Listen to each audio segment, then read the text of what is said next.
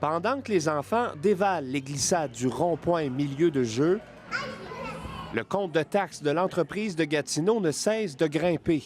En 2022, quand on a signé notre bail pour notre local, les taxes municipales étaient estimées à 52 000 $.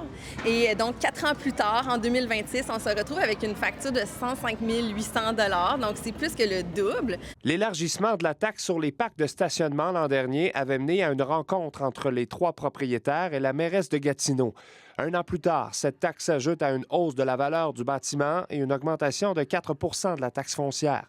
Angoissés, les entrepreneurs interpellent à nouveau Maude-Marquis-Bissonnette et la Ville dans une lettre.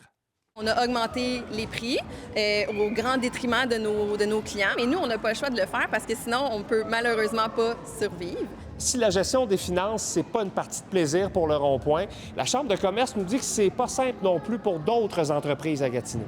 Il y a eu des promesses électorales qu'on allait geler le taux de taxation pour les citoyens.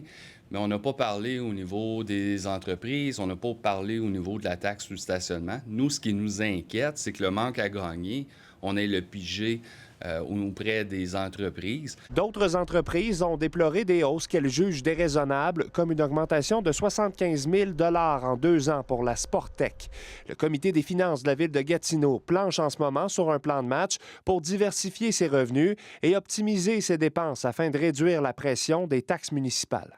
Les commerçants sont au même niveau que les citoyens. On leur pense autant qu'on essaie d'alléger la pression fiscale, c'est pour tout le monde. On avait proposé de retirer la taxe de stationnement pour une période d'1 année, puis de voir comment on peut mieux faire ça, puis de travailler avec la Chambre de commerce. Mais là, à ce stade-ci, c'est pas ce qu'on a fait. Au rond-point, les propriétaires espèrent à tout le moins soulever une réflexion à la Ville de Gatineau. Elle compte cependant rester ouverte aux enfants et à leur sourire.